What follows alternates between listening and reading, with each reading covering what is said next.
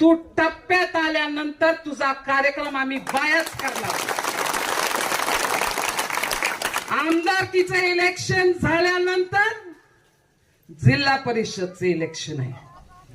गडी कसा निवडून येतोय बघतोच आम्ही. हा, आणि तो कोण पाशा? हा, बांबूच्या कुठल्या तरी आयोगावरती याला का गड्याला बांबूने सडकलं पाहिजे.